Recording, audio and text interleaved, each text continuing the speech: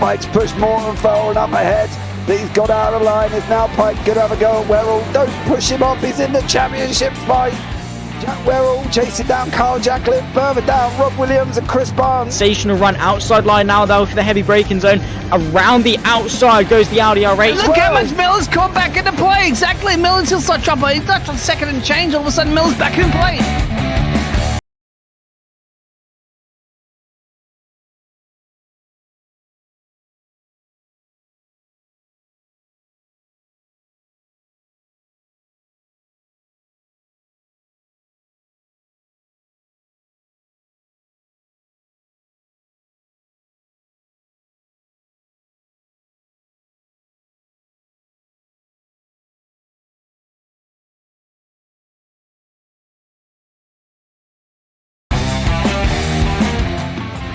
Moving on to the back end of Phil Jocelyn. So there's been a lot of movers and shakers in this first 2 laps here for race. Absolutely serious racing league. Everybody's allowed to have fun. Yeah. It's all about the entertainment, so I hope everybody is enjoying themselves out there in the chat. We know that Ron is been enjoying himself watching the Burger King machines off into the grass a little bit there as they're really bunching up now.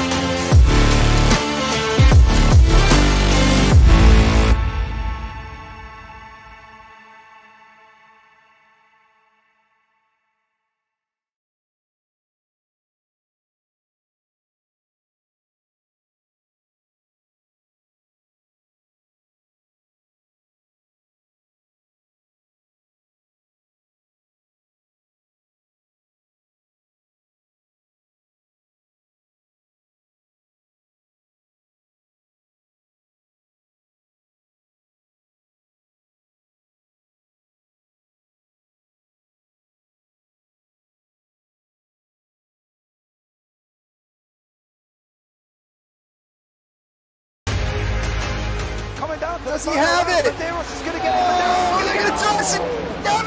it. He's on the outside line though, going into the fastest corner on the circuit. Surely this can't work. Dominic Ligner has got a sensational run outside line now though for the heavy braking zone. Around the outside goes the Audi R8. Look how much Miller's come back into play. Exactly. Miller's still such trouble. He's left on second and change. All of a sudden, Miller's back in play. Can Barry do it? Big Barry's going to do it. Big Barry!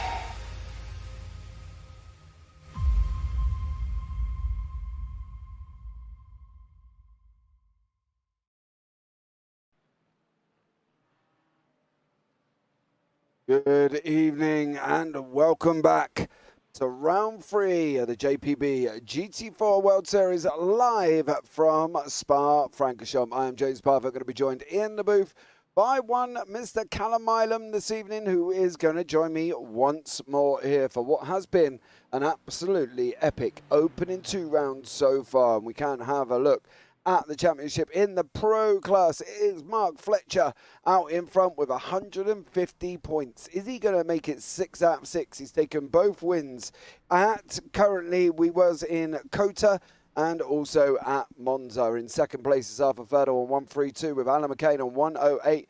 Dan Babbage on 97. Mirko Fincanto on 95. Arnold Chagnon 94 with Jordan Malcolm also on 94. Cabernet Delaunay 93 with Adam Hedgecock on 92. Ryan Dudley on 90. Chris Needham on 85 with Tom Weston on 82. Ryan Burgess on 80. Then Torno Oromets on 73. Marnik Heister on 35. And John Higgins Jr. down at the bottom on 0. In the AMS, We have got Jack Werrell out on top on 125 with Derek Craver in second on 120. Stuart Gibbons in third on 116 with Roger Morton on in fourth on 96. Then we've got Stuart Rice, Chris Barnes and Rob Williams from the Triple P Porsche and Vantage teams on 95, 94 and 87. Stephen Mellis in 8th on 85, Damien Hurst in 9th on 81, and Jason Haddington from Air Smart Racing 2 on 80. Behind that, we've got Jamie Dengo, Fausto Pinto, Danny Weston, Martin Sampson, Mark Werrell, Roy Vivek, Christopher Evans, and then Kevin Randall. Now, in the teams we go. This is where it's going to get spicy for the pros. It is 239 points for Team SRL with 234 points for the boys at Altitude Esports. Air Smart Racing at 164 with Project 88 on 158. No Pace Racing 114. Sim Racing Pros on 100. MAG Performance on 88. And then Platinum Racing Team on 18. In the AMS. For the teams, it is Blade Designs out in front on 138 with No Pace Racing on 114. Squadra de Corse Veloce on 102 with Sim Racing Community AMS also on 100. Triple P Racing Porsche on 93. Air Smart Racing 2 on 77. Triple P Racing Vantage on 69.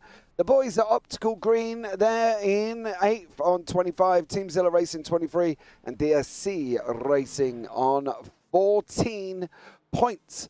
Currently at the moment. Now, you've heard me waffle on long enough. I'm not going to lie. Let's bring in Mr. Callum Mileham into the booth. Callum, how are you, sir? Oh, yeah, I'm doing really good. Looking forward to these cars going around this track tonight. Spa is one of my favourite tracks. That's where I done one of my first proper events in a GT3 car, actually. It was the first charity event that you hosted, and yeah, it was my first time with Triple P, and that's kind of what got me in the team, really. And it's a lovely track to race on, plenty of chances for overtakes, and some interesting corners. For example, Blanchimont, and heading up into Eau Rouge as well. So there's a lot of interesting twists and turns on this track. So plenty of action for tonight. So make sure everyone's strapped in and ready to go. Yeah, definitely here as well. Don't forget, guys, tonight is presented by the Sim Racing Community. Please go and check them out, simracingcommunity.com, down below in the YouTube description there as well for all of your sim racing news, views, and articles. Check them out below. But welcome in if you are here. Thank you so much for joining us. It's going to be an exciting one as well. Spa just breeds that excitement. I think that's the thing, Callum, with it, is Spa is such a well-loved circuit amongst people. Now, don't get me wrong, some people don't like it, and I know Mark Fletcher, funny enough, who's topping the timing tower at the moment, has come out and said that he isn't a lover of Spa, but he is 7 tenths quicker than Arthur Fertel at the moment. So, you know, I'm not really sure how to take that. I think somebody might be doing a little bit of sandbagging, but I think for these cars, this is a well-suited track. They do enjoy this circuit with these cars, and it produces some great racing. That long run from Radion down to Kemmel down into Lagoon, great opportunities for drafting and overtaking. Yeah, plenty of great opportunities, and that's, you know, that straight right there that we've just seen the Aston come down, and you saw how long they were on the straight for in the Smart Racing car, and yeah, there's plenty of chances for the drafting and the slipstream to go on, and then sort of who's later on the brakes leading into that turn after the straight there. And this, I think this right-hander here, the long right-hander, is going to take I think it's going to take some casualties tonight. Yeah. I don't have many high hopes for that corner whatsoever, so I think there could be a bit of carnage on there lap 1 tonight. Yeah, I think there could well be, and I think at the end of the day they've got to be careful. The same with the run-up through El Rouge and Radion on lap 1. They've got to be aware of them situations with the cars and cold tyres and sliding and everything else going up through there. So they've got to be a little bit more careful on that opening lap. Handsome Stew, good evening. Good evening to you, sir. Hope you are well. 3 minutes left of practice here. Obviously, the practice session's been open 6 p.m, so they have had a good couple of hours to get on board and ready to go. There is Stefan Mellis. I do love Stefan Mellis's Japanese-styled livery, matching up with his bonsai team name, of course. And then Roger Morton's again in that Air Smart Racing 2 car, doing an absolutely stellar job. We've got the mixture of McLarens, Aston Martins, Mercedes, Porsche and BMWs. A full house on track this evening. for all of these guys to be racing around, and currently we've got 27 cars going to be racing around. We're expecting battles all the way through, as we have done last time out at COTA for the pros. It was Mark Fletcher in race 1, Arthur Ferdle race 2, and then Jordan Malcolm. Arthur Ferdle in 2nd and Jordan Malcolm in 3rd for race 1.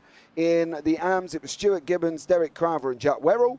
And then in race 2, it was Mark Fletcher, Arthur Ferdle, Kevin Delaunay. And then in the AMS, it was Werrell, Barnes, and Crowther. So there's been a good spread of AM winners and podium places. And at the moment, it's all about Mark Fletcher, whether or not anybody can actually stop him this season for this race here. Callum, what do you reckon? Do you reckon it's possible people can stop Mark? I think the possibility is there. He said he wasn't a big fan of this track, so that kind of does throw some things up in the air, you know.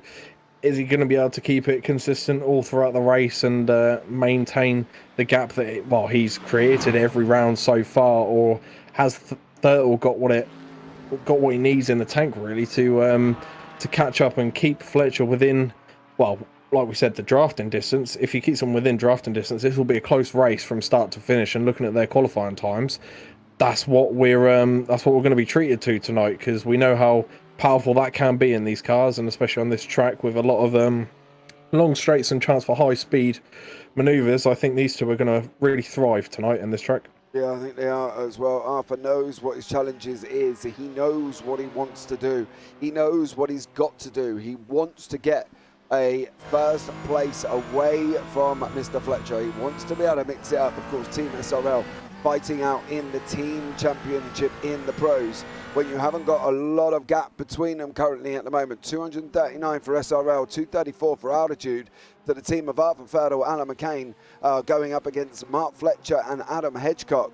They've got to be battling all the way through the field and helping each other out. And at the moment, Mr. McCain is behind Chris Barnes and Derek Crowther from the AMS here currently at the moment as well. The McCain is down in 7th place with Arthur sitting in 2nd. Unfortunately for them guys, for the Altitude boys, it's Mark Fletcher in 1st and Adam Hedgecock in 2nd. So in 3rd, sorry, with Arthur separating them. So the team battles is hotting up. The championship is getting hot as well. You know, there's still a lot of racing to go. There's still a lot of racing to go. Don't forget, we are at COTA. We've been to COTA, we've been to Spa. We're at Spa today. We've got Imola next week, and then we've got Hockenheim, Catalunya, Watkins, Glen, Silverstone, Zolder, and then we're finishing off the season at Jerez. Okay, so that is the 10 race calendar, and one that I'm excited about to see how these guys get on. But we are just about to go into qualifying now, and we're going to be up and running for that. See how these guys get on, see how they handle this, and let's see how they go about producing the times that they are expected to produce. It is open qualifying, all cars on track at the same time. So I think these guys are going to have to work on here. Callum, what are they going to be looking for during quali? Are they just going to be looking to try and find air? Are they going to be looking at drafting teammates? What's the situation we think it's going to be?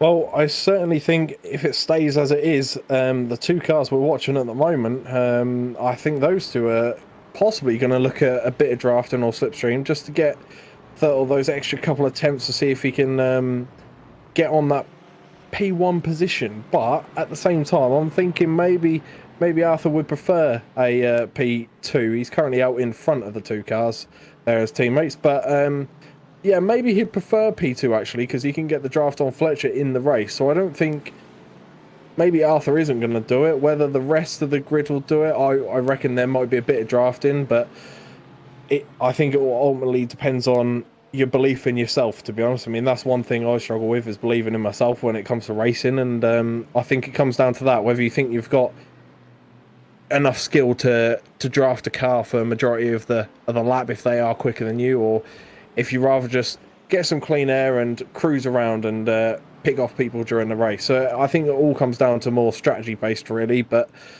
you know, we've got two races to look forward to, and especially the second race. You know, it's a lot longer and it's more of a marathon than a sprint. So it'll be interesting to see the tactics going into this. Yeah, it definitely will be. Don't forget, guys, we've got two races. We've got a 15-minute sprint with the grid determined by Quali, and then we got a 45-minute sprint with the grid decided by the sprint's finishing position, plus a pit stop to be thrown into it. Give him half a chance and he'll do well. I think the thing is there as well, right, currently at the moment, Vettel is trying to pull McCain along here. Vettel's obviously the quicker driver. McCain's trying to make the most of the draft. He's trying to get pulled along. Arthur needs him at the front end of the field. He needs him battling with Adam Hedgecock. It doesn't matter if he gives him coaching. It doesn't matter if he shows him where he's going to brake, if he tells us when he's going to brake or how he's got to brake. He needs to get McCain up that front end of the grid. He needs help up there. Arthur can't fight the likes of Mark Fletcher. He can't fight the likes of Adam Hedgecock all on his own. He needs help, Callum, and I think that's the plan, is to try and pull Alan McCain up to the front to be able to give him some assistance within these two altitude boys, because as you've seen, you give him half a sniff and Mark Fletcher takes a mile. Yeah, I mean, if Mark Fletcher has a whiff of, you know, breaking away from the pack, we know he certainly got that in his locker. And you see it in many different racing events where team play does make crucial points of a season. Well, it makes it unlikely likely, shall we say, and it certainly turns seasons around and things like that. Like let's take an example that I'm sure everyone's familiar with, and the old 2021 Red Bull and Mercedes in F1. You know, we all saw what Perez was doing there for Verstappen, and it was working wonders. And who knows, maybe these two that we're on board with at the minute are able to do a Red Bull in this race and sort of hold up your quick boys and try and get Thurtle onto that P1 spot to ruin the streak that we've seen so far this season. Yeah, that would be absolutely awesome. Somebody battling away as well. Mr. VJ Rayner, don't let JP curse you. Well, that's just rude. I don't curse anyone, VJ. I gave you tips. It wasn't my fault that you put it on your roof at Hockenheim, was it, young sir? Can't blame me for that one. Unfortunately for that, VJ Rayner in a GR86 put it on his roof at Hockenheim. So it was a quite eventful evening for Mr. VJ. But then again, he did take pole position for the very first time in the reverse grid, and yeah, didn't go so well. But there we go. We got Arthur Ferdle setting purples on the board currently at the moment as well. He's going to be registering times very, very quickly. He's taken purples away from Fletch. Fletcher's got one. Ferdle's got two. He didn't manage to take the third one. Can Ferdle hang on? Has he towed McCain around enough to get the SRL boys onto first and second? Can they get it done? Fletcher's going to go onto pole. I don't think he's going to be there for very long. Hedgecock slips it onto second as well. What has Thurtle gone and done? Ferdle's gone and put it on pole. Where is McCain in fourth? Okay, the battle commencing. The heavyweights are going backwards and forwards at it here, and I think that alone shows us that what they were trying to do with Alan McCain worked, because he's put it behind Adam Hedgecock. Yeah, I mean, one thing I'm really interested to see, and very excited to see as well, is what manufacturer cars can really prosper at this track, because there's going to be some that, you know, benefit heavily from the design and layout of Spa, and there'll be others that really struggle. And you know, we've seen, let's take the example at the mountain with BMW. You know, we saw the back end sliding out a lot there, and we saw a few slips and trips from a few BMW drivers during that event, and they were really struggling for that back end. So it'd be interesting to see which cars come out on top here, and you can see the cars kind of grouping together. See that Thurtle's kind of the leader for the Aston Martins, but then you got the two McLarens up there, you got two Mercs up there, there's Crowther in the Beamer, then you got Chris Evans in the Aston, so they're all kind of sort of close together. So it's just going to be interesting to see. Well, I'm really interested in a minute to see where the Porsche lands once we get some times up from the Porsche drivers. But yeah, it's certainly going to spike some interest tonight on what manufacturer comes out on top. Yeah, Chris Barnes has just gone across the line. He has got, believe it, oh, well, that is going to be close to an off-track. He's got Rob Williams behind him there as well. Craig Jones, I am alive. Good evening. I must give Craig a shout. He's had a rough few days. He's had man flu this week, and he hasn't been very active in the Discord. He hasn't been very communicative. I don't even know if that's a word. I'm not even sure what word it would be. be honest. But anyway, he hasn't been talking a lot in the Discord as Craig. So, you know, much love to Craig. He's recovered from his man flu. His missus has looked after him, and Gemma's given him some nice tomato soup with a little bit of mushed up bread in there as well, cut into the shape of hearts. Giving him some love this week because Craig's not been well, Callum, and poor old Craig, he's had a little bit of dosing of the man flu. I do feel very, very sorry for him. It doesn't sound like it in my voice, though, so I'm not going to try and put sympathy out there because I don't sound like I'm showing any sympathy at all, so I apologise for that. But I do feel for him. Hopefully he gets better soon. Without sounding sarcastic, it's just the Norfolk accent, okay? I generally do sympathise for him. Yeah, he's come out now and said he almost died. He didn't. He was trying to tell us earlier on it was early on in the week that it was the worst case of man flu that the NHS have ever seen, and they've got to put him in for testing and all this sort of cabal jazz that was coming out of his mouth currently at the moment. Arnold Shonyon, yeah, he just puts it there up into, I lost where he was, sixth. Sorry, Arnold. In sixth there currently at the moment as well. And then they've got the likes of people further down. Roger Morton is running down Blanchimont at this moment in time with Stefan Mellis there as well, putting times on the board. And yeah, poor old Craig, but he is alive, he is up and running, so that's always good. And he's once more into the breach where he might actually do some admin duties this week. He hasn't really done many, not going to lie. He might actually do some admin duties this week as well, so that would be absolutely amazing. Welcome back, Mr. Jones. Aren't you glad you jumped in here into YouTube chat? We've got Marnik Heister from the Platinum Racing team as well. I believe he's returning this week. I know he's had a bit of a busy lifestyle currently at the moment and couldn't make it. Stuart Rice hasn't got a time on the board. There's a good few drivers that haven't. Jamie Dengle, there, no time on the board for Dengle, Fausto Pinto, Stuart Gibbons, Kevin Randall, Rob Williams. I'm wondering here if off-tracks is taking its toll here, Callum, and people are struggling to keep the car on the circuit. Yeah, it certainly looks like it. I've seen that Thurtle's had an off-track. We've got Jack Werrell, Chris Barnes, Pinto, Thurtle again. So I think these guys are just trying to push it to the limits, but pushing it a bit too much. But one interesting thing I have seen is there's not much in it. I think there's a couple of thousandths in it, to be honest. No, sorry, a couple of hundredths in it. Mark Fletcher is slightly quicker than Thurtle in the final sector. Now, whether that's because of the two different cars and the way they take that bus stop chicane or not, I'm not 100% sure. But these cars certainly are pushing it. And I mean, going to the off tracks, they're still having a few coming in at the minute. I think these guys are pushing it hard now in the final minutes, the final seconds of qualifying, to really find out where these track limits are if they don't know them and seeing what they can do. Fletcher's put it on pole. Thurtle's got a purple in the middle. 2:28.456. He cannot improve.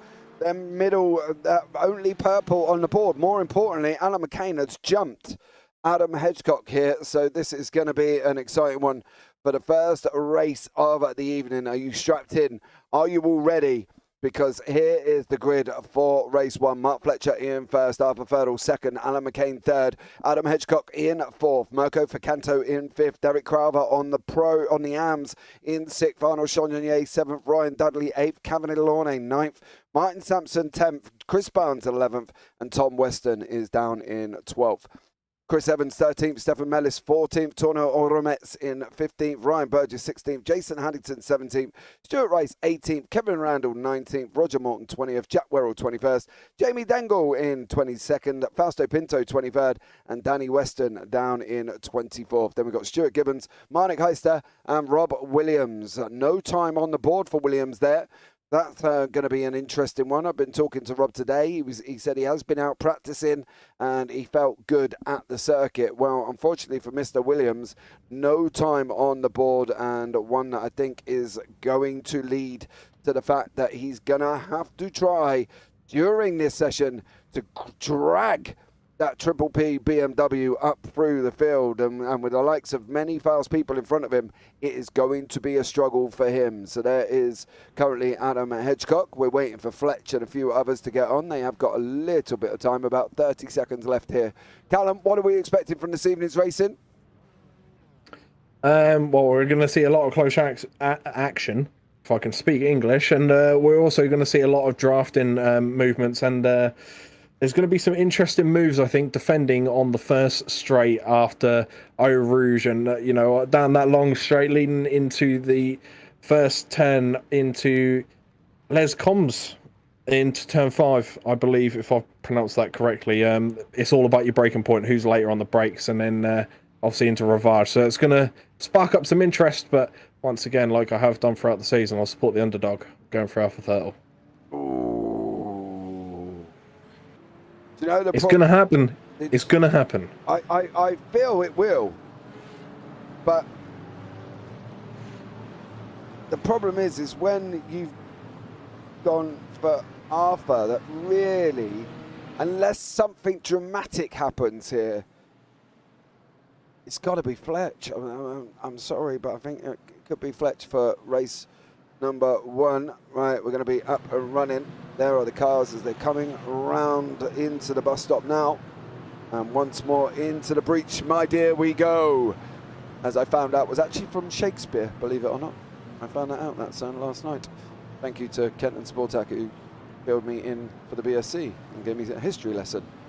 Right, here we go. Arthur Ferdle, Mark Fletcher. Fletcher is officially the pole man currently at the moment. Fletcher's out in front. Fletcher's bolted already. Here we're going to be going down. Oh, no, we're on the... No, back up, whoever that is, because we're on the endurance start line. Right, Fletcher's is gone. He's gone by about quite a mile there. There was a little bit of miscommunication over what they were, when and where they were going to be going, but they are up and running now. And it is Fletch out in front, coming up through Eau Rouge Valley on with McCain behind him. Behind that, Ordomets. And then we've got Stefan Mellis and Ryan Burgess trying to take it side by side. Mellis backs out there once more. Danny Weston right up behind his brother as well here, so this is going to be a Western battle. No, that's Fausto Pinto this evening, sorry, in the sim racing community car there as well, and then Rob Williams further back making the action here as well. But everybody at the moment got away cleanly, and it is Mr. Fletcher out in front here, and well, that's kind of no surprise really. No surprise, good start, and you know, once again done the whole backing up the pack and then setting off unsuspecting moment, done that very well. And there's one instance already, you know, you can see some of these beamers going late on the brakes into the long right-hander, and what a beautiful view I have of the Triple P cars at the moment. And well, it's going to be interesting to see what that Porsche can do, being the smaller car in the pack against these bigger monsters that are just currently sitting in front and holding the pack up a little bit, it looks like, from the way that the Merc and Porsche are moving there. But yeah, it's going to be interesting to see what these cars do against each other, and like I say, which manufacturer comes out on top against the others. Yeah, it definitely will be exciting. We've got Stuart Gibbons battling away down here with Danny Weston. This is in the battle, of course.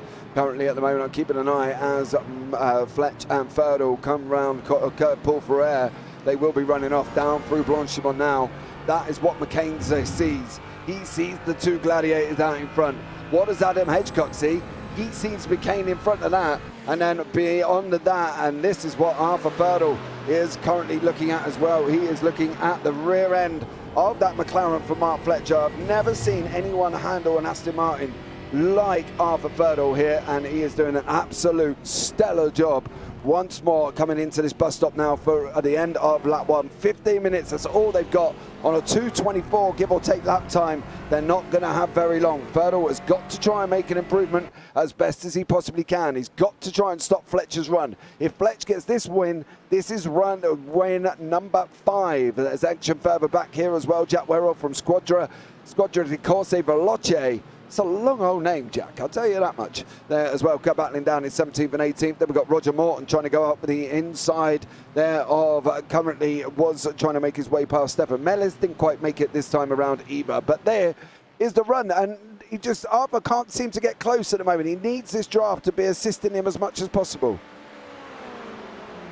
Yeah, and well, the question is at the minute with Thurtle and McCain sitting just behind Fletcher, you know, you're looking at the standings there down the straight. Not much time was gained by Thurtle this time round, but will the team play game come into effect, especially in race 2? You know, when the pit is forced in on these cars in race 2. So is that going to take? I think it will have a big effect on the outcome of, well, the winner of race 2. But yeah, like you say, Alpha Tuttle really does need to get a move on and make a move as soon as possible because, well, you know, with 2 minute plus lap times, they're not going to have much time to make the moves they need to claw up the grid.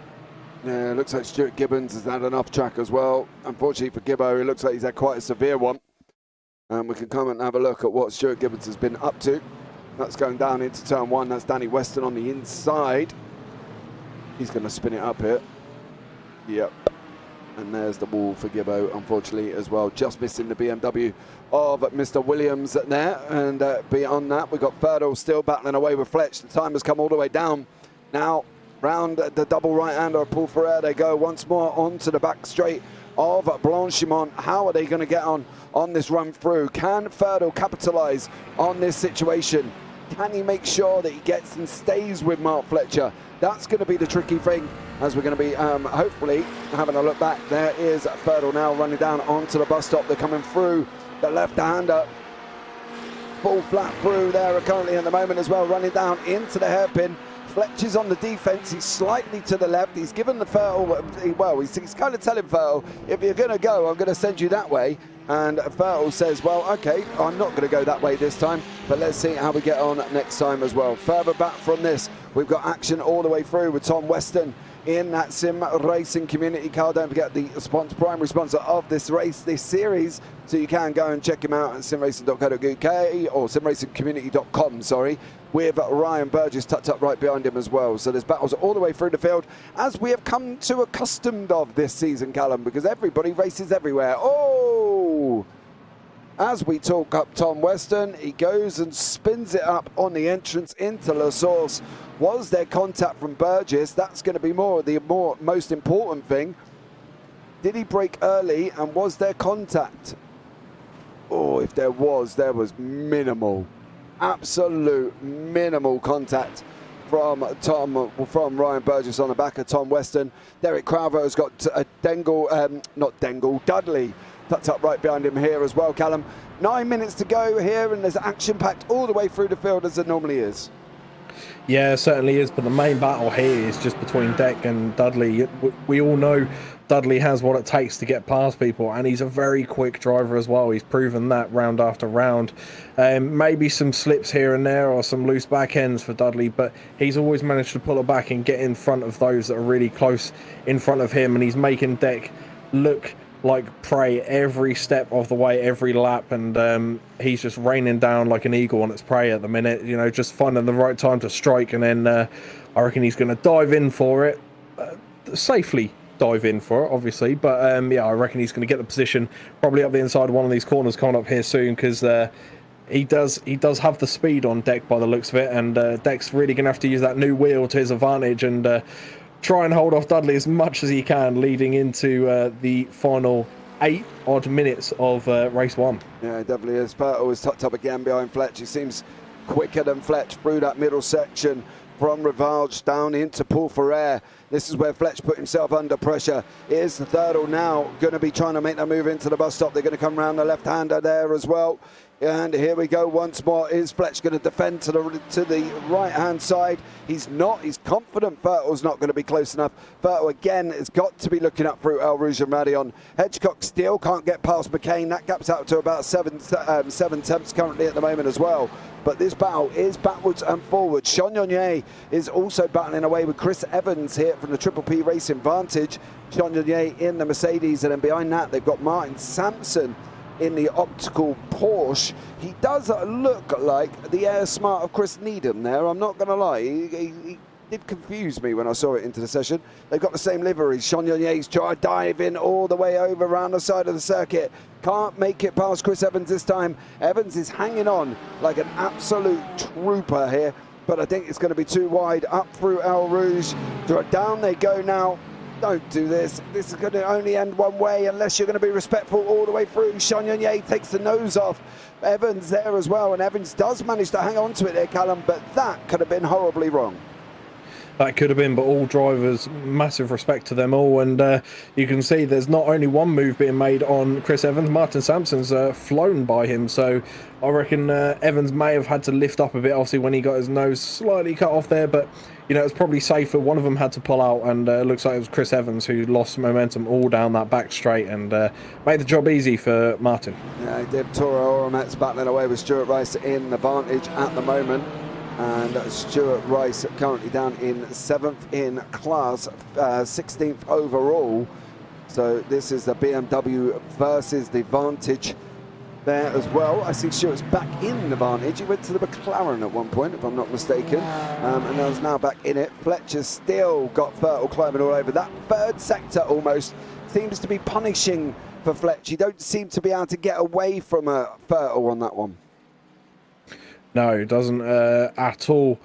But the thing is here is, you know, I'm seeing Thurtle is quick in some areas, and he's closing that time down maybe a tenth or so each lap. So I think it's going to come down to Fergie time when Arthur makes his move. He's going to leave it till last minute, because this is certainly going to be a track where, you know, Fletcher's going to be able to get the position back, especially with the draft and whatnot down the long straights. That's going to be a big component in this battle, and I think it's going to go right to the wire in this one. Yeah, I think it will as well. It's got to be Fertile's opportunity through that middle sector. He's got to try and get him down out of the Rivage and on the way through. Then we've got Ryan Dudley battling away with Deck Crowther here, and there as well behind him is Chris Barnes. That's your 1, 2, 3 in your arms. Live on your screen, you can see them, how close they are. You've got a BMW of Deck, a Mercedes of Dudley, and a Porsche of Barnes. Can Barnes stay with him? But that's going to be one we're going to have to find out with 5 minutes remaining. And behind that, we've got Danny Weston, who's got Fausto Pinto tucked up right behind him currently at the moment as well. And Danny there trying to stay ahead of the Aston Martin of Fausto, with Jamie Dengle in front of them. Jason Hannington from Air Smart Racing is currently sitting in 17th place overall. Deck Crowther 7th, still battling away with Dudley. And of course, we've still got Mark Fletcher and Arthur Fertile out in front, battling away here. But it is roundabout here where Fertile seems to gain a lot of time over Mark, and this is what, you know, it seems to be the issue. It seems to be this middle section for Mark, and one that he seems to be losing time on.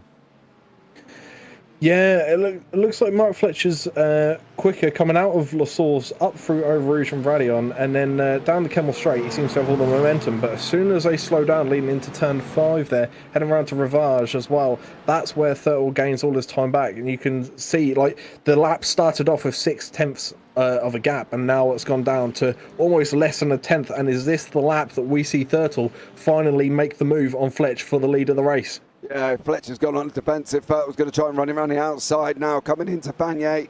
Is he going to try and get round there? He has. He's got his nose alongside. Fletcher's got to give him room. Is this going to be Fertile's opportunity? Is he going to get a jump on Fletch now as well? He takes his nose off and coming down into Paul Ferrer. And it is Fertile through into first place here for the first time, I think, for the whole season, if I'm not mistaken. I think we are currently seeing history in the JPB GT4. This is history in the making right here. This is the move we've been waiting for, and this could be the end of the streak that we're all witnessing. Yeah, we're going to have this one and one more, depending on how they get on for time here. There may even possibly be 2. I don't think they're going to make that. I'll be very surprised here, but I think they are. It's going to be possibly 2 more laps here, as these guys are going to be going across the line now, and it is Thurtle out in front with Fletcher behind him. Coming down into La Source, the right-hander. They've got to be looking at the wall on the inside, getting it in that dip, and try and get the power out as much as they can. There you go. You can take a little bit more curb if you're really brave. But now they're going to be running side by side up down the hill. Fletcher's on the right, Fertile's on the left. Here's the McLaren's just got so much more grunt, and that's downhill. Callum, look at the run Fletch got on him. Yeah, this is the place where Fletch is strongest, but then we know that Thurtle brings it back the moment they go into turn 5, which is what they're leading into now. So when they come into the braking zone, this is when the time has chopped down every lap so far. So all Thurtle needs to do is mirror last lap, and he's potentially gained that position again on Fletch. And if he knows he can do that, this endurance race is certainly going to have a bit more spice to it. Yeah, Chris Barnes battling away here with Dudley.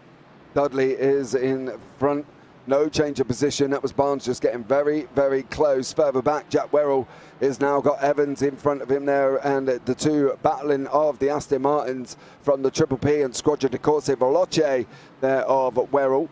And Werrell is currently down in 13th place at the moment. So it's going to be very, very exciting once more. That are the class battles. Crowther, Dudley, Barnes, Sampson, Evans, and then you've got Fletcher, Vettel, McCain, Hedgecock, Vicanto, Delaunay, Chonier and Oromets there battling it out in the AMS. So also you've got Ryan Burgess down here in pros. He's not having a good time at the moment. He's stuck doing a Stefan Mellis in the McLaren. That McLaren just seems to have a lot more grunt than any other car currently at the moment going down through El Rouge and Radion. Yeah, and one thing I found interesting as well with the Project 88 car there is they're lacking their teammate.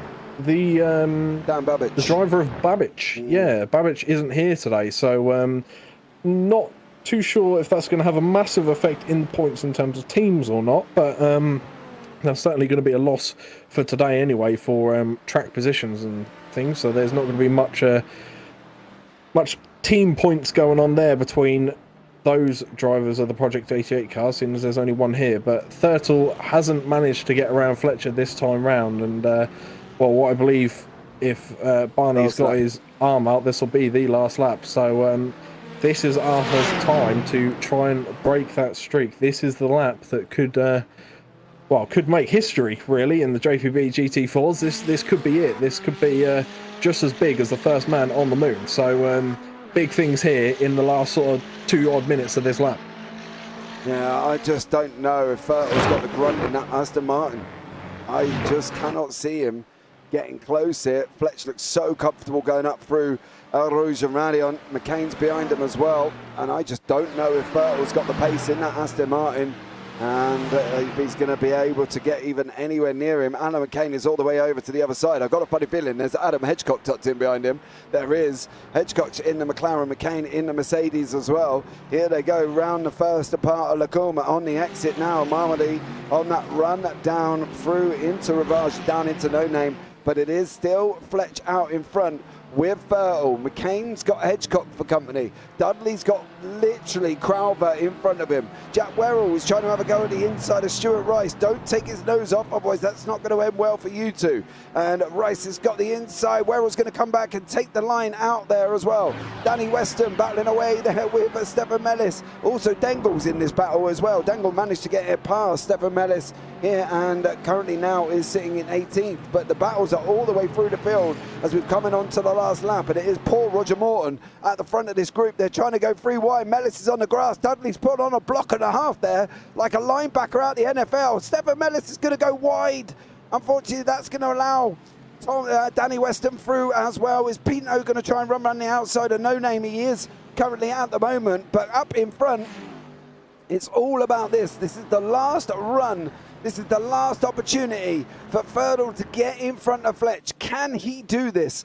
Can he get past him on this run down into the bus stop? Well, guys, in about 10 seconds' time, we are going to find out what the situation is here between Mark Fletcher and Arthur Thurtle. Is Thurtle going to do it? Is he going to be able to get through? Is he going to be able to take that inside line? It doesn't look like he's going to get it. He's going to dive him. No, Thurtle nearly went. Almost went for it there as well and just quite didn't do it. And in race 1, well, it is Mark Fletcher going to take the win in the pros as they come over the line here as well. So Fletcher gets the pro win with Thurtle in second. McCain did manage to hang on there. And I'm just wondering if the guys actually realise that the line is further back. So there we go. And McCain did manage to hold on. In the AMS, Crowther did manage to get across the line here before Dudley and before Chris Barnes. So Derek Crowther again in the AMS does an absolutely stellar job and takes the victory there as well, with Dudley in second place.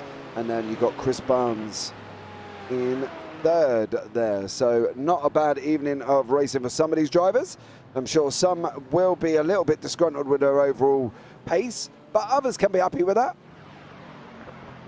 Yeah, 100%. And I mean, you know, we've spoken a lot about Fletch dominating so far, and the streak. And I mean, have we just seen the first cracks of Fletcher's run, Fletcher's streak? Seeing Thurtle take the lead and make history by taking the lead of a race. So potentially we've just seen a bit of history anyway. But the other thing to mention is how well Deck Crowther is doing in the AMS. Chris Barnes as well. Those two taking the fight to each other.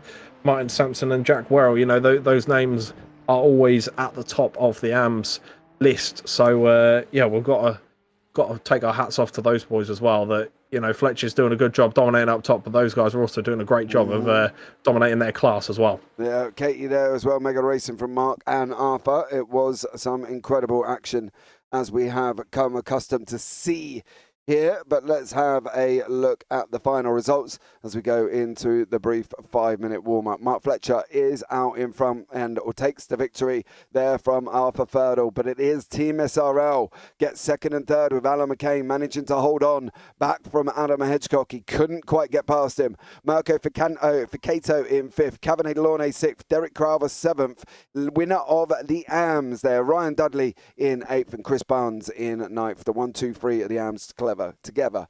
Arnold Chagnon in 10th. Then we've got Martin Sampson, Jack Werrell, Chris Evans, Stuart Rice, Jason Hannington, Ryan Burgess, and Roger Morton there as well, rounding out the top 17. Then beyond that, we've got Jamie Dengle, Danny Weston, Fausto Pinto, Stefan Mellis, Kevin Randall, Robert Williams, Stuart Gibbons, Toro Urametz, Tom Weston, and I believe, if I'm not mistaken, is Marnik Heister, but I don't believe Marnix actually took to the start line there as well. So unfortunately for Marnix, did not quite get there.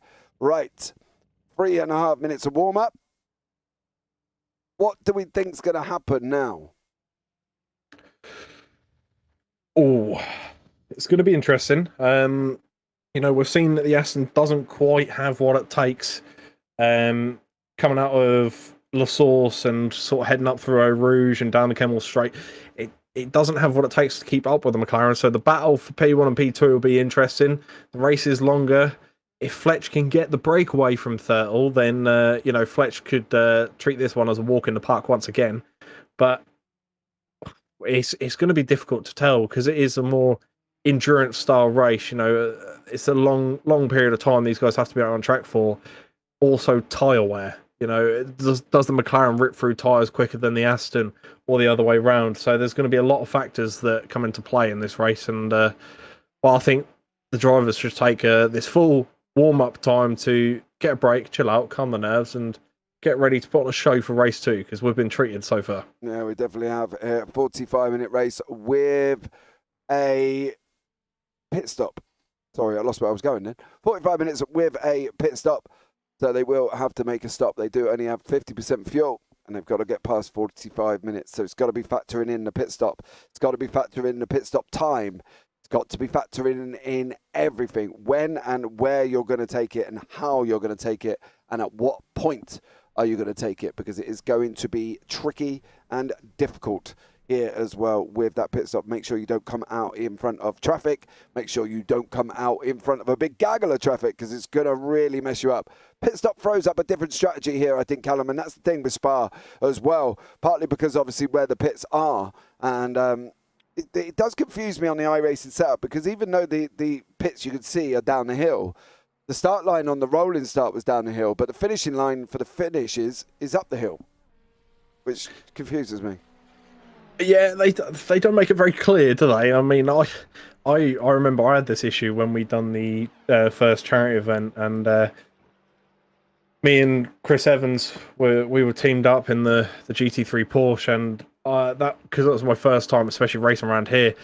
It was a bit like, oh my god, where am I going? Like the pits are so big. Is it pit area 1 or pit area 2? Is it around the corner? I had no idea where I was going, and that's the one thing that I do struggle with a bit. Is I don't feel iRacing makes it as clear, especially on this track, as to where or like what pits are in use. I mean, sometimes I've seen it where they're all in use, but I don't race around here enough to fully know and understand it because my home track is rather simple. So I'm not used to this kind of scale, should we say, of pit lane. And well, I think the interesting thing as well, I did do a little bit of testing with the BMW GT4 around here. And I know I'm not the greatest driver out there, and by no way am I Max Verstappen. But when I was coming out of the pits of the BMW GT4, it did like to get a bit back end happy, especially on new tyres, and keeping it in between the pit line I found quite challenging. You know, if you're trying to sort of go full throttle straight away, and I know that's not always a good thing to do because your tyres are cool, but it's going to be risky, you know, rejoining the track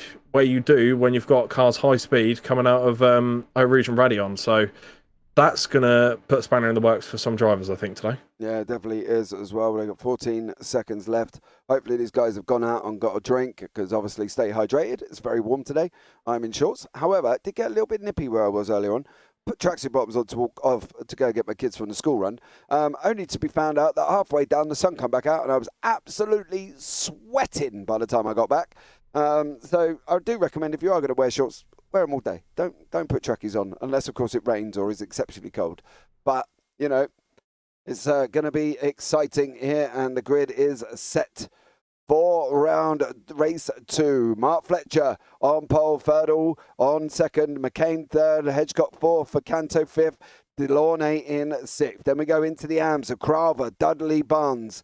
Back out again to the pros of Chagnon, Sampson, and we're all there in the AMs as well for lining up your top 12. Then we've got Evans, Stuart Rice, Haddington, Burgess, Morton, Dengle, Weston, and Fausto Pinto are your top 20, with Mellis, Randall, Williams, Gibbons are your top 25, and then Oromets, Weston. As I say, I don't think Marnik Heister is actually into the session, so I'm not going to worry too much about that one.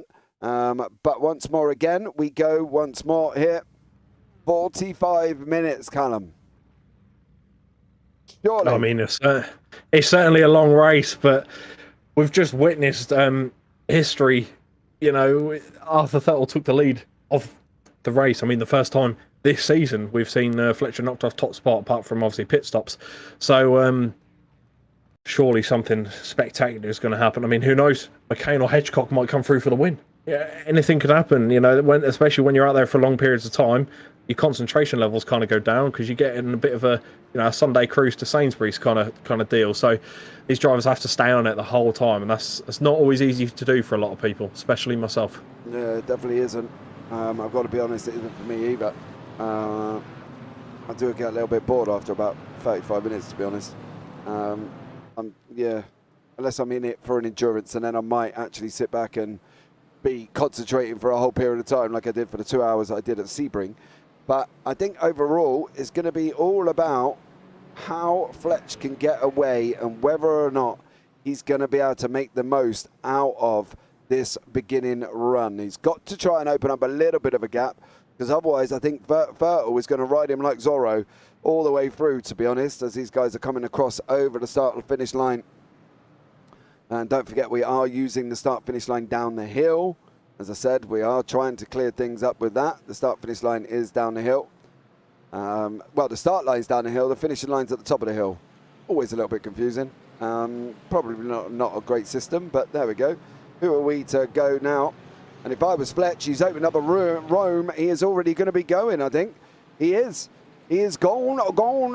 And Mark Fletcher is out in front and is absolutely bolted away from the field. Further back as well, Stuart Rice has got Ryan Burgess is just about to go past Jason Haddington, with Chris Evans leading up his teammate as Stuart Rice. Further back from that, we've got Williams as well, with Stuart Gibbons, Toro Oromets behind that as well, and then Tom Weston bringing up the rear. Martin Sampson in the optical car. He's going to have a good old go on this run down as well. He's got Chris Evans beside him as they disappear behind the trees. They're going to pop out the other side. There they go. But did Fletch manage to hang on? He did. Did Flertle lose time? He did. Flertle has now got a second to make up here, Callum, already right at the beginning of the race.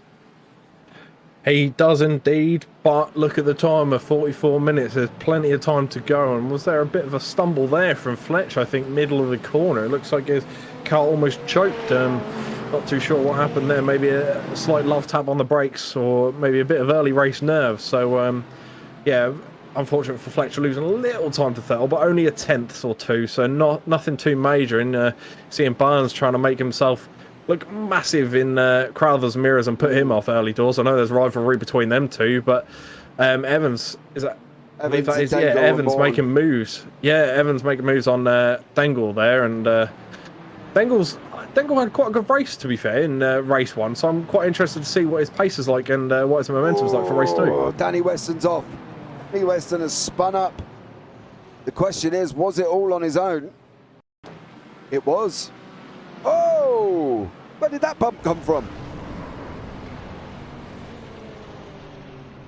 What? Where was that bump? I didn't even realise that bump was there. Got to take a closer look at this. Look at this. Boom. Off he goes. Launches the car up in the air for Danny Weston. Unfortunately, he has got a fast repair, fortunate enough. Ryan Burgess is battling away with Martin Sampson. Sampson's taking the wide line to get past there, and Burgess is now in 13th place. But that bump was clearly a killer for Danny Weston, because I didn't even know the bump was there. I've taken that turn wide, and I didn't know that was there, because I've never hit that before, so I don't know where that was, because even when I was taking the GT4s around myself recently around here, I'd never found that area, so that's a new one for me. It could be a bit more on the iRacing side of things. I did sign up to I did join their Reddit today, and saw there's a couple of bugs going around about that, but we'll see what happens throughout this race. If anyone else hits the doomed jump, shall we say, the BMX jump, I think is what we're going to call it. So yeah, hopefully not, but I'll tell you what, one attack that is going on quite a while at the minute is between Derek Crowther and Chris Barnes at the minute, and those two are getting some good toe off each other, and you got the Merc coming up the inside of Barnes now. He's going to have to let him by, but he's going to have the inside line coming into the left-hander here, but then once again the inside line falls to the Merc, and Chris Barnes is going to have to concede the position. So not the great circumstances for Chris Barnes there, who was pushing to get Derek Crowther, and unfortunately concedes the position in doing so. Yeah, but now he's got it back over Dudley. He's taking the inside line, and Barnes, oh, that's how close the Merc was, and is, and still is, as we're being pushed around through No Name and down onto Pouon, and Dudley's now got Chagnon running up the inside of him, and Chagnon fancies the opportunity going into Pouon here as well. Dudley's got to leave a little bit of a room. He can take his line now as well, but this is great racing from Barnes, Dudley and Chagnon once more, as these guys are battling it out further down the order in currently, with Jack Werrell bringing up the rear as well. This is 11th, 10th, 9th and 8th. Here, and Crowther's managed to open up a little bit of a gap of about a second, and he's now trying to chase up to the back of Cabernet Delaunay here in front of him. But Fausto Pinto is trying to get onto the back of Roger Morton with Rob Williams. Williams is up 5 places here. Didn't have a great race 1 for Williams, and I know he was looking forward to this after our conversation for about an hour and a half this morning we spoke. But Williams did say he was looking forward to this, and hopefully he'll be able to have a better race 2 than he did for race 1. Martin Sampson, and that is how close Ryan Burgess is. These guys coming down Blanchimont now. Round the left-hander, are they going to be able to get it stopped into the bus stop? Is Burgess going to be able to do a stellar job and try and take up the inside of Sampson? Not this time around here, Callum, but this is a battle that's going to loom on. My fear at the moment is Fertel isn't closing on Fletch. Last lap time was a 2:28.12 for Fertel. Fletch was a 2:28.22, so we pulled out of a tenth of him. But is it going to be enough with 40 minutes remaining? Yeah, I don't know. It's going to be interesting, but I mean, we've seen Arthur does have the pace in the second portion of the lap, really, on the McLaren. So, and I do know that the Aston doesn't really like. I think the reason it's getting bogged down in the first turn there of the lap is, I know it doesn't like the lower gears, so that could be why it's getting a bit bogged down to the McLaren. But who knows? Maybe with the new, it depends how these cars react with, you know, the refueling and the new tyres on this track. The McLaren could be worse off with fresher tyres, but I highly doubt that. So unless the Turtle can get the pressure back on, which he is closing down the time once again, I think Fletch has a chance of running away with this one. It does there as well. Yes, says SRL TV. We are aware Deck has got a new steering wheel.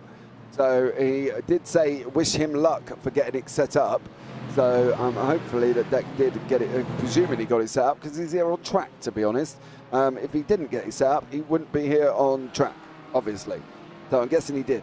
Orametz is battling away with Weston. Weston is currently up 4 places after his incident in turn 1. Now, there was contact with Burgess there as well. So I'm sure that Mr. Ryan Burgess might reach out and say, sorry, son, I didn't mean to, or you broke earlier, or whatever the situation was. But there is Fletcher Vettel on this rundown. Blanchimont now once more. And it's still Fletcher out in front by 3 tenths here, Arthur. Callum, sorry. Yes, my name is Arthur Thurtle. I'd love to be Arthur Thurtle. What pace I would have if I was him, but I'm more than comfortable in the booth at the minute, sipping away on my pint of milk, watching a cracking battle, I have to admit. And the time's going up again between Thurtle and Fletch, which is not a good sign, but it does come down again at portions of the lap, so whether they just keep it...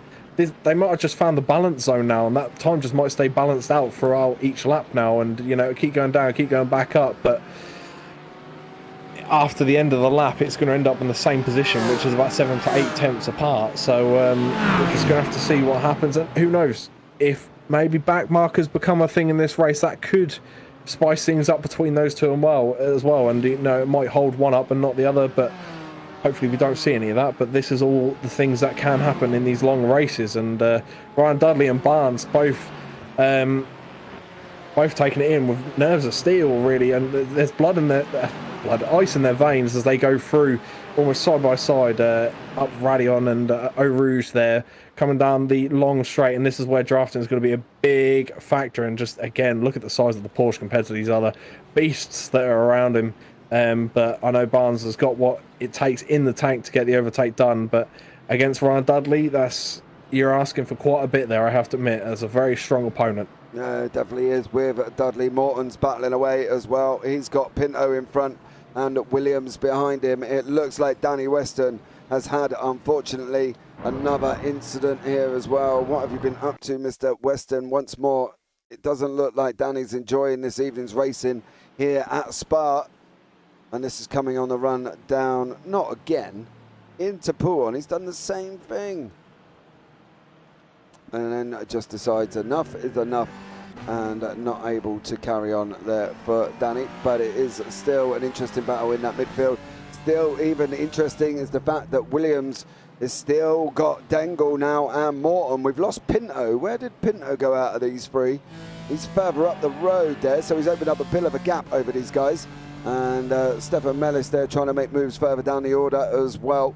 But there is a nice little battle spread all the way through from Fletch to Ferdal to McCain and Hedgecott there battling away. Then you've got Ficanto and Delaunay getting close together with Crowther, Dudley, Barnes and in the mix as well. There is Crowther trying to get up into Delaunay. There is Dudley. He's trying to go forward.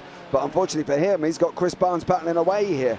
Is that hindrance of battling each other is hindering them going forward into the back of Crowther? Because Crowther is currently running away with it here in the AMS. I mean, it certainly does take a huge toll, especially at this track. You know, there's a lot of high-speed areas and some high-speed corners. So it may benefit them in areas of the track, you know, putting off their opponent a bit in terms of their line. But overall, it's going to be slowing them down, and it's giving the guys behind a chance to gain the momentum they need to pose an attack and turn the battle from 2-car battle to 3, 4, possibly even 5, because this pack here that we're watching, you know, on board with Jack Werrell, as he's pushing forward, you know, they've got a chance to get on the back of that fight, because those two are fighting out. You know, Dudley and Barnes are trying to go side by side, they're trying to get by each other. You know, they've both seemed to have met their match so far, and it's bringing those behind into the fight and in with a chance of getting their positions from them. Dengle was battling away with Weston as they're going to jump down the hill. Up they go into El Rouge, coming out of Radion onto the Camel. Now Aston, has he got the pace of the Mercedes? I don't believe he has. I just don't think he has. I think that Mercedes has got a big old gruff there as Weston parks it in the middle. You can see Morton has got Williams running side by side. Oh. Hold it. Oh. I'm not really sure on that one. I've got a funny feeling Morton may have come over on him there. Yes. And then they've made contact. And unfortunately for Williams, he just couldn't hold it before he went and torpedoed that GT4 into the barrier. I'm sure I'm going to hear all about that one a little bit later on. as these guys are now into Lacombe, and Williams is all the way down in 24th. Fletcher and Vettel once more battling it out front. They're commencing, these two gladiators here, Callum. Not far between them, 2 tenths back currently at the moment as well. And, well, can Vettel do it? Can he break the streak? That's the question. I'm saying yes. But what we one key factor we have to look at is 10 minutes ago, Vettel was a second behind. He's now just under, 2 tenths behind Fletcher. So he's dragged that time down. He is definitely quicker for majority of the lap, but it's the advantage the McLaren has coming out of the first turn, you know, heading up into heading out of La Source and into Eau Rouge and Radion down the Kemmel Straight. It has the advantage, and we're about to see the advantage it has. Look at that time, already up 5 tenths from the bus stop, and Vettel's going to have to do a very good job of keeping it close together, and they've got really close times, to be fair. There's not much split in the two, but it's the acceleration and the grip that McLaren has coming out of turn 1 there. But it seems like Vettel has got a bit of a knack on it at the minute, because that time isn't going up like it was in race 1. That time's actually coming down. So can he maintain it through Eau Rouge and Radion? And it looks like he's doing so far. No, that's where the time is being lost, right there at the top of Radion. So that's where he's losing the time to the McLaren.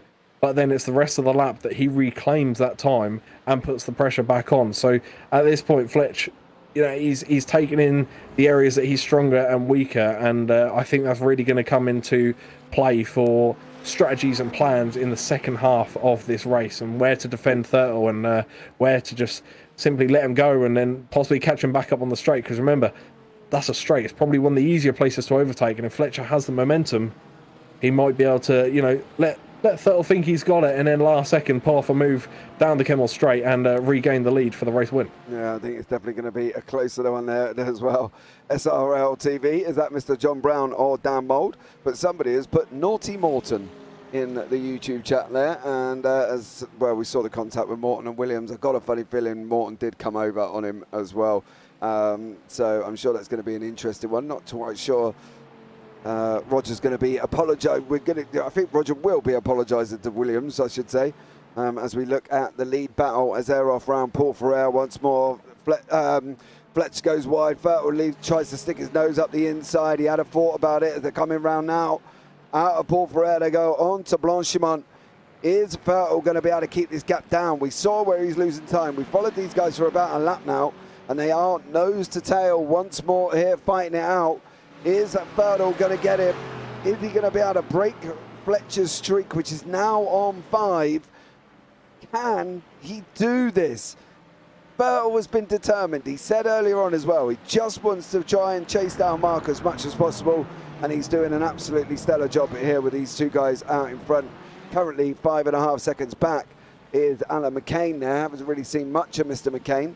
Ryan Burgess is also battling away. He's trying to get past Jason Haddington currently at the moment. Great to see Jason having a good second race as well. He's got a bit of a tough time. Burgess sees the door wide open. Haddington's going to come up the inside, going to come across, open up the steering, and just stops Burgess coming through this time round here as well. Morton with Dengel. It looks like Dengel was just past Roger Morton there. Morton in the Aston Martins, Dengel in the Aston, and then they've got a BMW or Toro or a Metz. Burgess and Haddington still side by side on that run down the hill. They're still battling it out, and it looks like Williams may have gone into the pits. He has, but it is now Burgess and Haddington on this run up down the hill. They're going to be left, they're going to go over the curb, then they're going to take a right-hander over at the top. They're going to try and straight line it as much as possible. Be careful of the odd tracks. Burgess has got the run here, Callum. This is where his best opportunity is.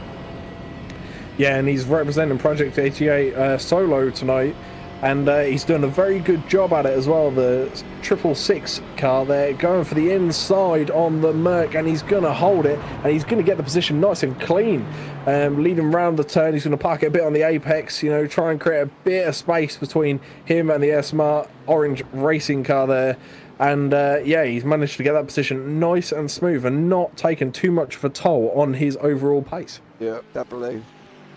Back up front, they're still battling. We've got Stuart Rice in the pit, so we've got 2 triple Ps in. Williams is in as well. Don't forget they do get a fast repair, so they will be able to, Williams will be able to get a car flat in the, get it fast repaired. Fertel's gone up the inside round Fagnier, open up the steering, and is he going to block off Fletcher? Fertel's taking a lead, but I'm so worried about the pace of that Merc. Is he going to be able to hold it? And it is JP on the SRL there as well. Welcome in, JB. Thanks so much. Is he going to be able to hold Fletcher? Because that Merc looks so quick here, Callum. Yeah, it does look like probably the quickest car out there, especially coming out of the slower corners. But judging on Arthur's pace, I would argue that the Aston's quicker in majority of the lap. It's only the first part of the lap that Fletch really has the advantage, and then this bus stop. So it's kind of from this bus stop area to the far end of the Kemmel Straight is where Fletch has the advantage. But then the rest of the lap, it seems to be going Arthur Thurtle's way, and it seems to be the slightly slower corners, which I take as a bit of a surprise, that Arthur Thurtle's struggling with the Aston. I think it's here trying to get it out, because I believe he is going through their second gear, maybe third. I think third might be a bit too low in the revs, so probably taking it in second there. And these Astons just don't like that low gearing, so they're kind of third or higher really. I know the BMW is very much like that in the GT4s as well, but never driven the McLaren, so I'm not too sure what that's like. But it seems to be able to get the power down a lot easier, and you can see the power advantage that he has on Arthur Thurtle there. And Fletch is closing that gap, and well, Thurtle's going to have to defend that inside line, I imagine, leading into this turn. He's got to, but the problem is as well, he's got to be able to defend it enough. Fletch can't run around the outside this time. Into Lacombe they go. Dudley and Barnes are still swapping backwards and forwards as they're on the run down as well. Dudley's on the left, Barnes is on the right. Dudley's got to send it in hot if he's going to be stopping him. He's got to be last to the breakers. Barnes! Oh! Well, that was nearly a new nose job there for Ryan Dudley. Haddington's still battling away with Barnes. Orametz is Haddington, and Burgess. Orametz and Dangle. Daniel's on the defensive here as well. Orametz is trying to run the outside line into Lacombe. Is he going to be given room? He's got to be in the inside. He was there for Dudley and room given. But it is Arthur Thurtle now has opened up 6 tenths over this last sector. And this is where the situation is, isn't it? When we talk about it, is the fact that obviously he's got that space. He's got that pace over the third sector here. We can't stay with the McLaren during the first sector, but he seems to be able to have that pace over the last sector. Yeah, I mean, so to give insight into how close these guys actually are, their last lap times.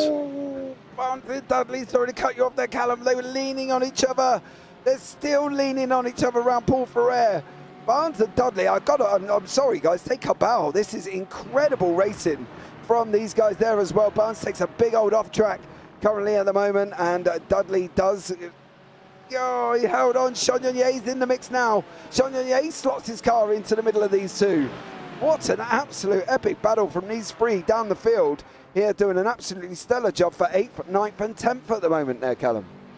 Fletcher's in. Fletcher's in. Fletcher's in the pits.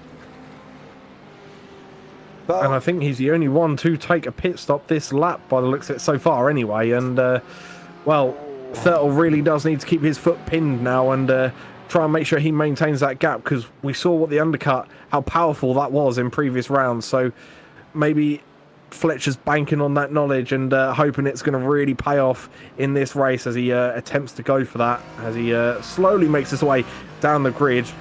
And we'll see how good that McLaren is once he comes out on them fresh, well, what I believe he would put a fresh set of tyres on to push hard and track Thurtle down. I'd be very surprised if they did. I've got to be honest, for 45 minutes, I would be very surprised if they did put tyres on. I'm not going to lie. So you're thinking just fuel? I'm thinking just fuel. I don't think these guys will. I think it's going to be, you'll lose out if you put tyres on now. Dudley's trying to go around Chagnoyer. He makes the move. Barnes is trying to follow him through. Is Chagnoyer going to give him room around the outside? They've got to have room. Chagnoyer's on the left now, but Dudley on the right. They're running side by side. Down through Marmaday they go. On the way down to Rivage now. Barnes is going to try and make it through wide. Barnes is on the grass. He's not going to be able to get it. Oh, hit your braking marker, Barnesy. He managed to get it done that time, but he went almost 3 wide on a very skinny part of the circuit there for Chris Barnes. I think he got well excited. Oh, Chagnoyer takes the nose off Dudley. And these guys are not letting up here. These three absolute epic gladiators fighting it away. And they've also got Martin Sampson trying to get himself involved there as well. And Barnesy could have lost himself there, and that could have been the end of his race. Yeah, it was very close, but very well controlled there from Chris Barnes, the Porsche driver. Managed to keep that out of carnage and not collect anyone in that as well, which I thought was very impressive, slotting himself between two cars in front and the one behind. So he done that to perfection. But one thing I have noticed on my timing table here is Adam Hedgecock has the quickest Sector 1 time by, I'd say, a fairly decent margin, actually. So Hedgecock's the quickest at the moment through Sector 1. And lo and behold, he's in the McLaren. So McLaren definitely seems to be a stronger car for that first sector and the last couple of turns in the lap. Yeah. Oh,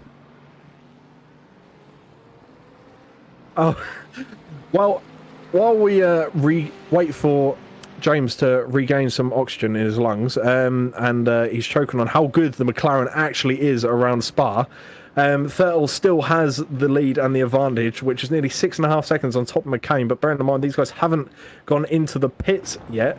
And just looking down the table there, seeing Fletcher currently P20, 17.3 seconds behind Mellis at the minute. So be interesting to see what kind of gain they can... Oh, that was a bit of an interesting entrance from those two there. But it'll be interesting to see if there's any gain or loss between Vettel and Fletcher when Vettel comes in for his pit stop. There's a bit of damage there on the back of the Aston Martin, the Durex Aston Martin there in front of Roger Morton. Whether that was a bit of a love tap going into the pits, not too sure, but I haven't seen any lamppost damage this session, James. So maybe that's fixed in the most recent update. maybe it is. Yeah, they come out with quite a lot of fixes, to be fair, because they did come out and make an announcement, which was quite interesting, about the fact that 12th and 13th gen processors of Intel were struggling as well with their new damage model, something called Enki, which nobody can actually work out what it actually is or what it actually does. And it was causing 12th and 13th gen processors to bottleneck themselves as it was sending data all the way through one core, which was causing me a problem for the PEC 4 Hours of Barcelona. If you have watched that, there was about 5 minutes where the broadcast just went well, I should say the broadcast didn't go crazy. iRacing went absolutely mental after an incident. Everything got sent through my one poor 12th gen processor, and it did not love it, should we say, for about 5 minutes. It took it for about 5 minutes to settle down there. So they did come out and fix that in the latest update, and maybe they have fixed this magical pole damage that we've seen more often than not, where all of a sudden the cars look like they hit a pole and give themselves a nice U diffuser as well as a U bend front there as well. But Tonyo is still battling with Dudley, so that's my little rant over and done with after bottlenecking me processor. That was quite nice, but I haven't seen it since, to be fair. No, I have to admit, now thinking about it, I can't remember the last time I had seen it, apart from obviously in our last GT4 events. So, and to be fair, I didn't see it on any other car bar the GT4, so maybe it's just possibly a class issue, but I find that very hard to believe since there's multiple manufacturers in this cup. So yeah, strange one, but good to see that it's fixed, because these cars are looking better than ever going around a circuit on, well, fantastic conditions, I have to say, so far. You know, that apparently the rain is on the horizon, but I'll believe it when I see it. But who knows, maybe that'll put a spanner in the works next season for JPB GT4s. You know, that'll be interesting, a full 45 minutes in the rain. You know, that would be incredible to see, especially between some of the quicker guys out there, seeing if they can maintain that pace or if it's going to be a lot more bunched together. Yeah, I think depends on how it's implemented. I really got to be honest. I don't know, and I think the story is currently at the moment going around is the fact that the iRacing engine can't actually handle the rain scenario to what they want to achieve. However, you've got the likes of ACC that have handling the rain. You've got the simple game of F123 that handles rain. So I don't know if the fact that iRacing is so much older than them and is still on the old version or the old game mechanic or the game, whatever system they're on.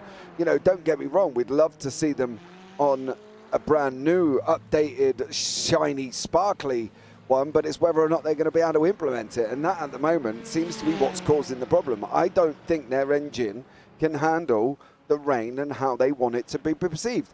I am also worrying about the fact that Fletch has just cleared Hedgecock Hedgecock is on his way out of the pits, didn't manage to hold on here as well. But McCain and Fertel are not in the pits as of yet. They've got to be close to their limit with 18 minutes to go. So I'm expecting to see them in very, very closely. There's a 59-second gap and a pit lane time of 1:23. So it is possible that Fletcher may retake the lead. Burgess has just lost out to Barnes and Crowther. They've pitted and come out together. So Barnes has managed to open up that gap to Dudley. And Dudley, unfortunately, has lost out there. And he's lost out to Werrell, Burgess, Chagnon, Crowther and Barnes. They're side by side going down now. Crowther and Barnes are still going at it in the AM battle here. And they're doing an absolutely stellar job. So poor old Dudley lost out in that pit stop cycle. And he lost out quite badly as he's now below Jack Werrell. And he's now 6th in class from where he was originally before it. Now, what's going to be interesting is that, does that tell us that the undercut is proven to be the better strategy here? If that's the case, Fertel may have to put his foot down a bit more than what he'd like to keep that lead. Well, he might have to push that car to its limits. Yeah, he's not gone in again. He's gone round again. And his last lap time was a 2:29.18. Fletcher's last lap time, 2:28.74. So you're losing time, Mr. Fertel. I would look at putting that into the pits at the end of this one. If already, I think you might have wanted to do that at the one previously, to be honest. I'm not going to lie, to make sure he had that overcut on top of Fletch. But it's still all about this battle down here in the AMS. 3rd place, Pinto's in the pits. Sampson's still running round as well. These guys are on their way round Paul Ferrer. So I'm expecting Pinto to either, if he's going to come out, he should come out in front of them, or it's going to be a very close on the exit. So we'll keep an eye on these guys as they are heading down Blanchimont now once more. And Pinto is still in the pits. Has he actually stopped yet? He hasn't stopped as of yet. He's got to go round again. Oh, and it's the wall. Oh. I absolutely hate that pit turn. He's bent his wheels. Look at his corner. Look at his wheels. Oh no, that's bad damage. He's got his How long is that going to cost him? He's got his bars repaired, don't forget. But that, at the end of the day, it's extra seconds, though. Yeah, it's causing problems. So Pinto is going to lose time here to Crowther. Crowther is just about to sweep round now. And Barnes, and Pinto didn't even do himself any favours. He hit the wall on the entrance into the pits. And unfortunately for him, he's put himself in a very bad position where he's going to lose out here. And he has lost out now. And Pinto's gone all the way down. He's lost out to Dudley as well. And Fertel, you've got to be in this time, mate. You're losing time, hand over foot here. Fertel's got to go in. He doesn't have a choice here, I think, in that Aston Martin. Crowther's on a defence. Barnes all the way over. Chagnon still involved. This is a great little battle. These guys just haven't been able to leave each other alone for the whole race.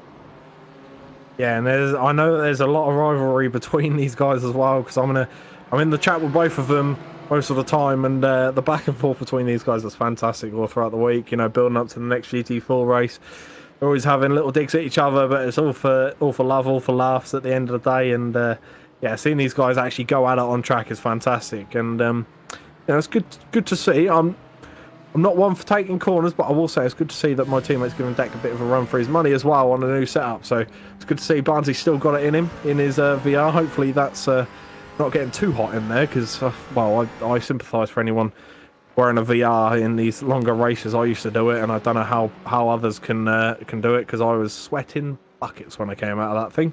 Fertel's in the pits, and so is McCain. Fletcher's on his way down through Blanchimont. Has Fertel stopped yet? Oh, he's not even stopped. He is not even stopped. You need to get it stopped now, because Fletcher's coming. Oh, this is so long. He's going to lose out. He's going to lose that position, I think. Fletcher's on his way. Fertel's there. McCain stopped. Fletcher's coming round. I think this is going to be it. Fertel's still stationary. Still stationary. He's on his way out now. Fletcher's already gone past him and running up the hill. I've got a funny feeling the boys at Altitude have just pulled a master stroke and are going to clear everyone. I think Hedgecock is going to clear McCain maybe as well. McCain's on his way out. Hitchcock's coming down the hill, so that's still safe. But Vettel did lose out, and there's Fletch up the road. 3 seconds, massive advantage, and I think Fletcher used his knowledge from previous rounds. He's seen how overpowered that undercut is, and he's pulled it off once again. You know, we saw it on the mountain. We've seen it in rounds before and after that.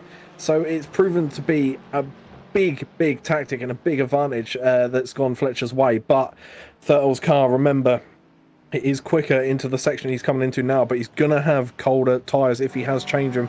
If not, if he hasn't done that, it's not gonna be too bad. But he has got a higher fuel load on, so the car may feel a little different. But these drivers have such a high skill level, I'm sure that won't really affect them. So the battle is truly on now in the last 13 minutes of this race between these two. The game is on. The chase is on for Mr. Arthur Thurtle. I'm concerned. And there's a reason I'm concerned, is the pit lane time for Fletch was 1:22.5, right?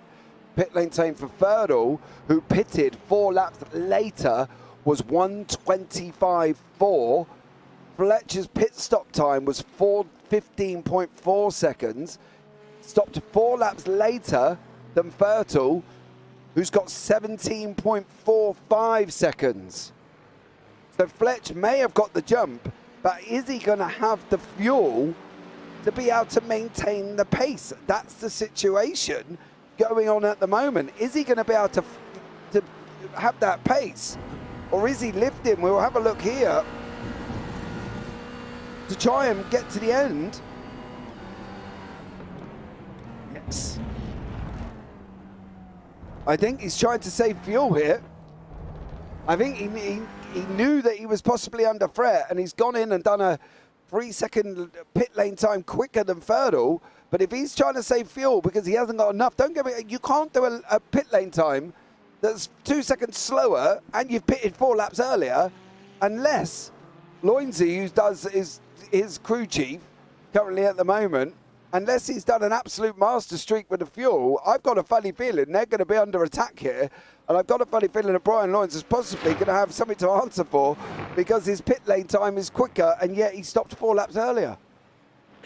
Well, one thing that I was discussing with Thurtle before this race, you know, leading up to it, seeing how he feels, and there's been a spin there. I think that's Christopher Barnes. He's gone round, and unfortunate circumstances for him, he's going to fall down a couple of positions. Was that on his own, or was there a bit of assistance getting around there? I think he's probably looking in his mirrors a little bit. Yeah, there's a bit of assistance from the Merc. Unfortunate circumstances there, and it looks like Chagnon-Yeh's done the gentleman thing and actually given the position back. So top notch to Chagnon-Yeh there, and it looks like the lamppost damage is back if you look at the front of Chagnon-Yeh's car. So they haven't changed it; it is the same, so it is still there.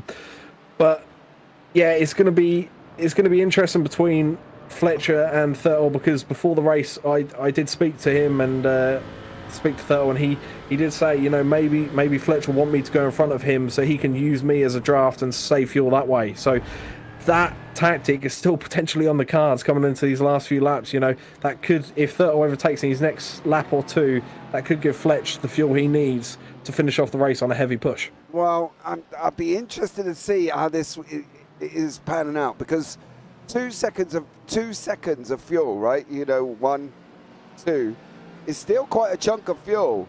And if he's done it there and he's 3 seconds faster, he's 2 seconds, his pit stop time is 2 seconds quicker than Thurtle's, who stopped 4 laps later, mind you. I'm worried it. I'm not going to lie for Fletch, unless Loinsey's done something amazing in the pit stop strategy. I am definitely worried of producing a time quicker than somebody 4 laps later, unless Thurtle's done a major boo-boo or crew chief's got a lot to answer for. Barnsley's going up through Werrell. Literally was trying to go up there as well. Barnsley's pulled out. He looks so quick in that Porsche, Chris Barnes, I'm not going to lie. And he's sweeping around the outside, and he's just taken Jack Werrell. Absolutely stellar job there. Dengle and Morton are still battling it out. This time they've swapped places in the pit stop cycle, and Morton is now behind Dengle. So does Fletch have enough fuel? It's going to be a tricky one to tell, but Thurtle did get that gap down to just over a second, and now it's nearly 2 seconds. So Fletcher certainly just turned the power on by the looks of it and gone 100%. These cars going side by side as they come out of the bus stop chicane there. The Merc's getting a bit squiggly in the background, and that could set up the BMW to set up a move. That's Oromets in P16 at the minute. Possibly going to go down the inside of Weston for the battle for 15th as it stands, and looks like he hasn't got the momentum to do so. But that Merc there of Weston was certainly looking a bit scraggly coming out of the bus stop chicane. The back end got a bit squirrely and a bit too happy. Yeah, definitely did. Weston's going to have a go at Hannington on that back straight. Down the Kemmel they go. Hannington's got to defend that inside line. Just hug that white. Oh, okay. Don't. No, go now. Go now. Go now. Go all the way. All the way. You got to get it all the way over. You leave an inch, and Weston's going to take a mile off you. He's going to try and sweep down the outside of Lacombe now. The two Mercs battling away with a BMW, and also they've got the Triple P of Chris Evans in the vantage behind him. And Weston couldn't make it through this time as well. So unfortunately for Weston, oh, little bit of a shoulder hip charge there on from Weston on Oromets. Evans is going to try and sweep around the outside. He's going to have the inside for No Name, and Evans has gone through. Oromets says, no, you guys carry on. And Jack Werrell has got Arnold Chagnon behind him. Chagnon is going to try and go around the outside into Fanier. Not going to make it this time around. I do love the way that this Mercedes looks. However, the only GT4 that I do own is the McLaren, unfortunately.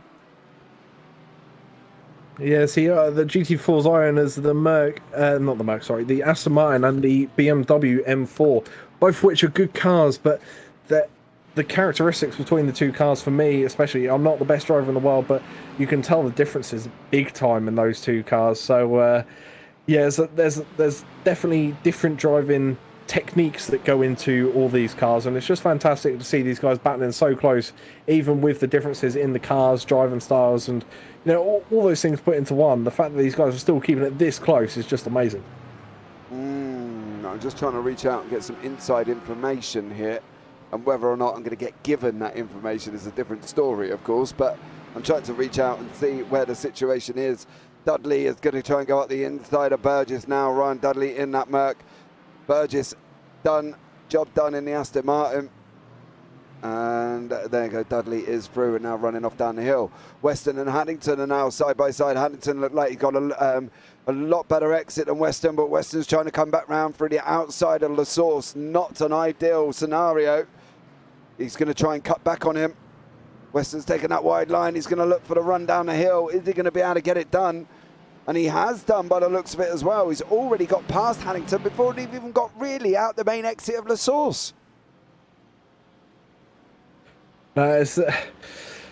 See, the one thing I do like about the Merc is the sound, the looks, but I'm just trying to tell at the minute whether it has the advantage over the Aston and the BMW that are managing to keep up at the moment. But is that because the two Mercs are battling? As you can see, they're going side by side now.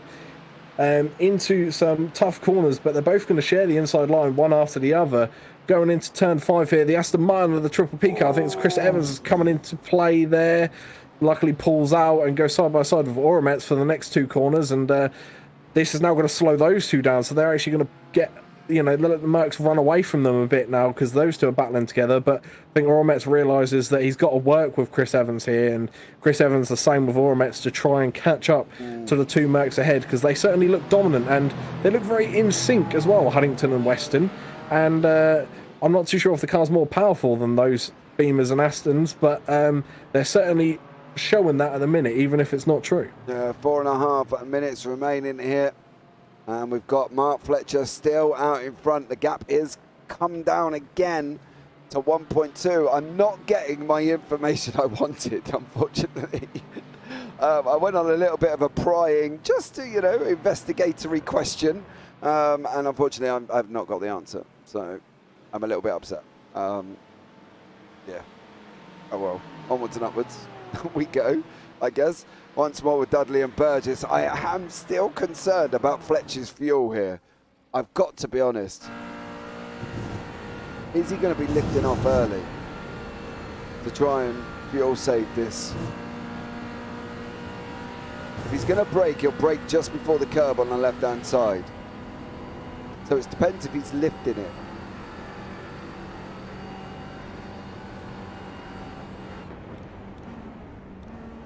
There wasn't much of a lift there that I could see. I couldn't hear anything either in terms of a lift. And once again, Thurtle's closing the time down a little bit. And, you know, I've said this multiple times throughout tonight. This is the section where Thurtle claws the time back. But has he got enough time to claw the time needed back? You know, 3.5 minutes just under.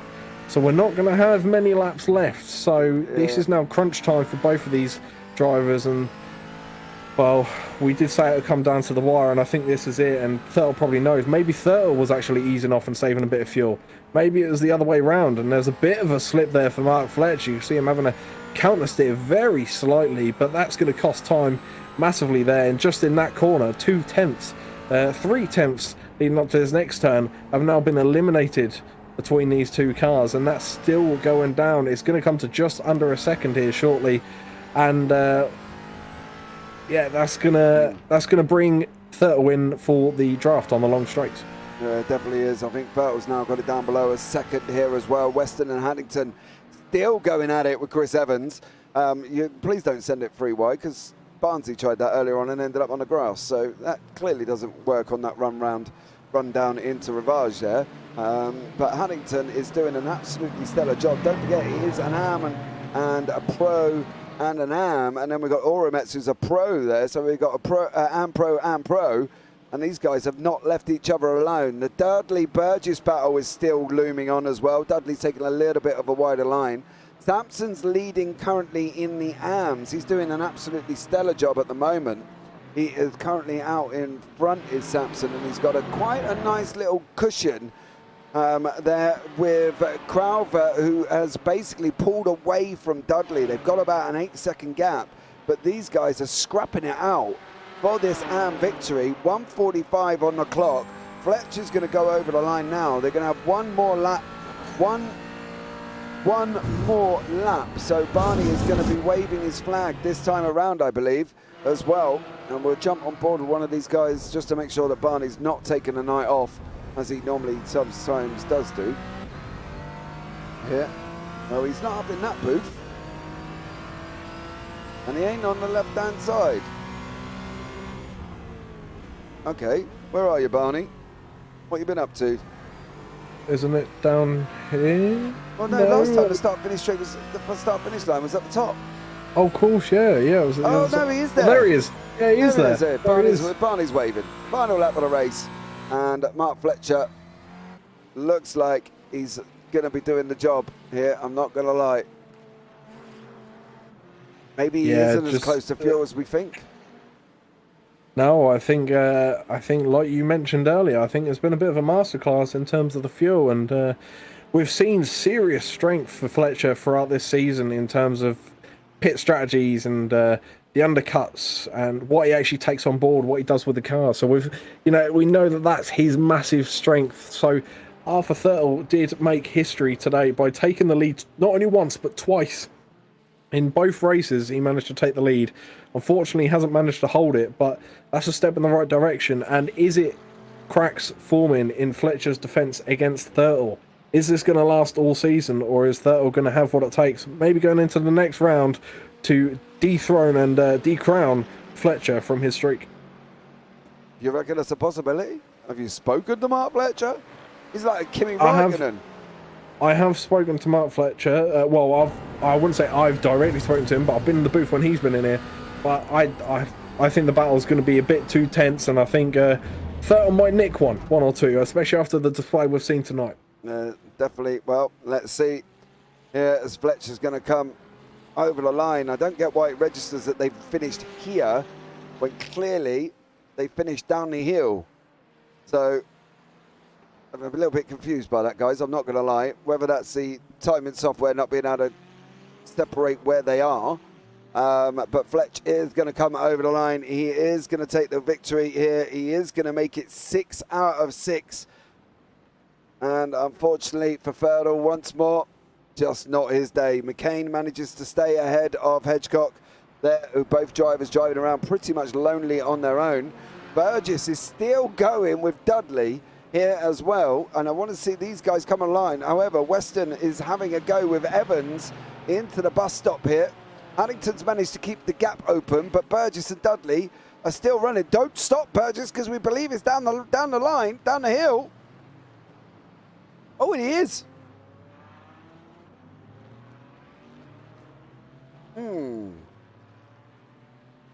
He's not losing places, so maybe it's... I think Barney's been told the wrong position. I think Barney's been told to stand somewhere else.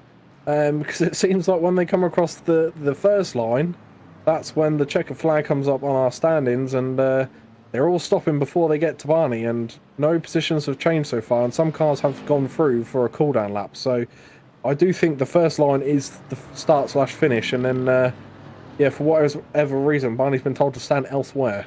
Maybe he hasn't showered today. I don't really know. To be honest, Barney there causing a little bit of an issue, as Kevin Randall is going to be the last man coming across the line as well. Stellar job from Kevin. Every time Kevin races, it is a learning curve. So for him, it's an absolutely stellar job, finishing both races there. So great job from him. Sampson taking the win in the AMS. So a stellar job from him, with Crowther in second and then Dudley in third. So great job there from them guys once more. And let's bring you up the results here for the feature race, and we can see who has got where. So Mark Fletcher is your winner, Arthur Ferdle second, Alan McCain third, Adam Hedgecock fourth, Mirko Ficanto in fifth, Cavani Lalorne sixth, Martin Sampson the winner of the AMS. Great job from him, with Derek Crowther in eighth, Ryan Dudley behind him there in ninth, third over in the class, of course. Ryan Burgess in 10th, Chris Barnes 11th, Arnold Chonier 12th, Jack Werrell 13th, Jason Huntington 14th, Chris Evans 15th, Tom Weston 16th, and Torno Oromets is down in 17th. Then beyond that, we've got Roger Morton, Stuart Gibbons, Stephen Ellis, Stuart Rice, Fausto Pinto, Kevin Randall, Jamie Dengle, Rob Williams, and then Danny Weston. And I believe there's Monik Heister, but of course we know Monik didn't start the race here. So let's see who we are going to have a chat with. We have got one Mr. Arthur Ferdle waiting in the booth for us. Mr. Ferdle, how are you, sir? I'm all right, thanks. How are you? Very well, mate. Very well. Did you think you could do it? I hoped. I don't. The problem was down the pitch straight up Eau Rouge and down the long straight. I was getting even when in tow, I wasn't gaining. In fact, every lap through Eau Rouge, I don't know, it must have just been right in the McLaren's power range. He was putting 3/10 on me through Eau Rouge. We'd be level pegging all the way down the hill. It'd get to Eau Rouge and then boom, 3/10. Yeah, we did notice every single lap. And I think that would have, I was flat out. I couldn't have taken it any faster. I wasn't lifting. But I think, even if I'd come out the pits in front, if he was right behind me, I think he'd have just, if he'd wanted to, he could have just cruised past me before the corner. The Aston just didn't have the grunt. Okay. I was a little bit concerned here. Your pit lane time was about nearly 3 seconds slower than his, and yet you pitted later. I don't know. He must have took less fuel than me, perhaps. He's got someone that works it out. I think for the next race, I think I might have Mr. Mould in there working my fuel out for me. Oh, blimey. Recruitment. Yeah, I think because his pit stop time is 2 seconds slower than yours, but yet you pitted 4 laps earlier. Yeah, well, you're still going to have to take the same amount of fuel to get to the end of the race, regardless of when you pit. Your pit stop isn't going to be any faster or slower. But yeah, I don't know. He's been faster than me through the pits every single time. I think out of everyone though, I think the fastest pit stop every race I think has been Alan McCain. I don't know how he does it. Yeah, I don't know. Not sure, but Alan McCain was flying as well. He was another one who was quicker than you there as well. But look, going forward, can you stop him? I'm trying. I'm trying. If Eau Rouge was level instead of being uphill, so that I would then get sucked in with the tow, because that was what was happening on the back straight. I was gaining, but just through that massive long straight, I couldn't gain anything. and then I'd cruise up behind him through all the corners, get right up behind him, and then it'd get to the chicane, and then the hairpin, the last corner and the first corner, and you have to use second for them in the Aston. And the Aston, when you go into second gear, it just doesn't drive out of the corners. It just traction control instant as soon as you touch the throttle, and that's one of the strengths the McLaren's got over the Aston. But the Aston, you'd have seen it on the streams. On the fast corners, I could just cruise up to the back of him. Yeah. Well, we definitely did notice it, young sir, but unfortunately, it's still second place. I know. I don't want to be second every race. I might have to let Alan beat me so I get a third. Yeah, well, McCain took third, so he's done a great job, to be fair. I'll bring him in, actually, because I'll have a chat with both of you together. We've got Alan in here as well. Team SRL in the team standings managed to get second and third, so that's a good points haul there, Alan, as well, for you guys in the team. Yeah, certainly. It's something we just kind of work on, stay behind as close as we can to each other and just gather the points. Yeah, I think that's what you've got to do, haven't you? Yeah, my main goal is to finish in front of Adam. Even in a few of the races he beats me, I'm not really caring because Arthur's there to pick up the rest of the mess. Arthur's the main breadwinner, is he? Oh, certainly, without a doubt. I think it's going to be an interesting season, though, because I think me and Mark are probably going to be battling up the front a lot. And if there's some tracks that suit the Aston more, might even nick a few wins. And the teams is going to be so close. Yeah, I am expecting it to be close, gentlemen. On we go to Imola next week, though. You know, what are we saying now? Arthur, is your Aston going to be strong? Alan, is your Merc going to be strong? Are you going to be able to hold back the two McLarens? What do we reckon? Arthur, you go first. I know it's going to be slow in the chicane because that's going to be second gear. It just depends on what gear I need for the corners. If I can use third, it'll be all right. It'll be interesting. If I have to use second for many of the tighter corners, then it might not go too well. But we'll see. All right, mate. No worries at all. Well, gentlemen, thank you so much. Arthur, anyone you want to give a shout out to before we let you go? I actually got in trouble for my shout out previously. I'll better shout out my fans again because you know they love me. All right. And I got in trouble with the missus because I didn't give the dog a shout out. So I'm going to shout out my dog Scamp. Does your dog care? Oh yeah, he loves it. He sits in the bed next to the rig and everything. Right. Sometimes in officials, I'll race with him on my lap. Sometimes. Okay. Well, Alan, anyone you want to shout out before we let you go? Just yourselves and all your admin that puts the league on and your great broadcasting you do for it. Awesome. And Adam and Fletch for being the best competitors we have. Awesome stuff as well. It's going to be an awesome season. Looking forward to seeing how this all turns out here, gentlemen. But we'll catch up with you, hopefully, possibly, next week at Imola. Yeah, see you next week. Take care, boys. Yeah, hopefully. Bye. All right, and now we're going to bring in Mr. Adam Hedgecock into the booth here as well. Adam with Alan McCain. Close but no cigar, dear sir. It was tight, wasn't it? It was incredible. That first race, we were never separated by more than 9/10. I just didn't have the legs. As soon as I got close, pull out of the draft, and the poor old Mac had just stalled. In fact, at one point, I pulled alongside, and the car started slowing down. Oh. Is that because you hit that air wall that the other car was clearing for you? I think so. I think the Macca it's very quick out of corners, but it just doesn't have a massive top end. It's quick to get to the top end, but it doesn't have a high top end, if that makes sense. I was doing 2:34 as I pulled out of the draft, and as we hit the braking zone for Lacombe, I was doing 2:33. Oh. Yeah.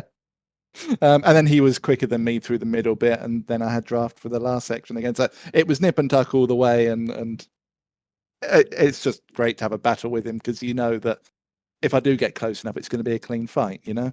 Yeah, Katie Ames there, but still a mega drive from Hedgecott, just needs to pedal a bit faster. Thank you. I'm pedaling as fast as I can. To be fair, like I'm kind of punching above my weight a little bit with this.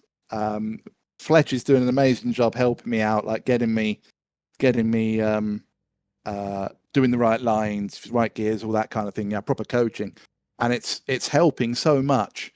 But usually I'm a midfield runner. I mean, you've commentated on me for quite a while, James. Like I'm never normally this far up the front.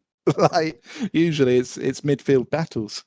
Yeah, but that's a good experience for you, though, isn't it? Because obviously, yeah. you know, coming forward and getting it up into the mix is surely ideal for you. It's nice having tyres at the end of a race. I can tell you that much. In the midfield, you by the time you finish the race, your tyres are done. Mm. But at least racing this way, you've got a little bit of rubber left, so you can still push some more at the end. Well, yeah, but a stellar job from you, sir. Well done. Absolutely incredible. Anyone you want to shout out before we let you go? Yep.